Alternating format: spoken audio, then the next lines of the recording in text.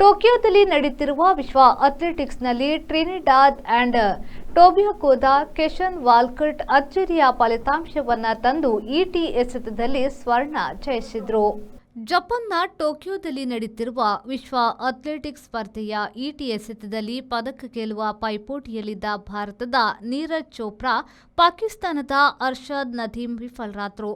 ನೀರಜ್ ಚೋಪ್ರಾ 8ನೆಯ ಸ್ಥಾನವನ್ನು ಪಡೆದರು.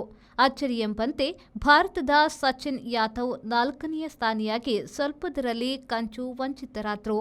ನದೀಮ್ ತೀರಾ ಹಿಂದುಳಿದರು.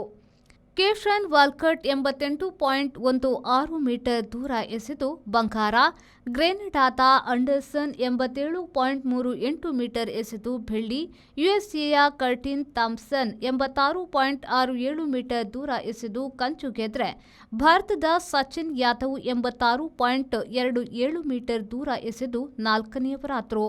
ಜರ್ಮನಿಯ ಜೂಲಿಯನ್ ವೆಬರ್ ಕೂಡ ವಿಫಲರಾಗಿ 5ನೇಯ, ಕೆನ್ಯಾದ ಜೂಲಿಯನ್ ಯೆಗೆ 6ನೇಯ, ಶ್ರೀಲಂಕಾದ ರಮೇಶ್ ತರಂಗ ಪತಿರ 7ನೇಯ ಹಾಗೂ ನೀರಜ್ ಚೋಪ್ರಾ 84.03 ಮೀಟರ್ ಎಸೆದು 8ನೇಯವರಾದರು.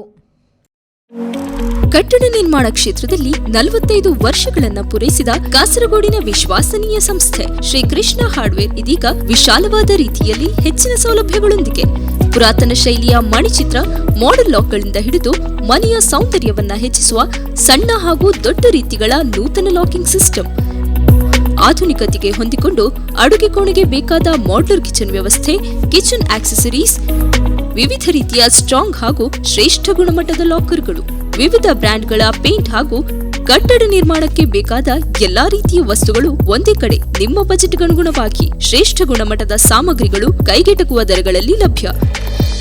Shri Krishna hardware, MG road, Kasaragod. ಸಂಪರ್ಕಿಸಿ 04994 230645 or 223821.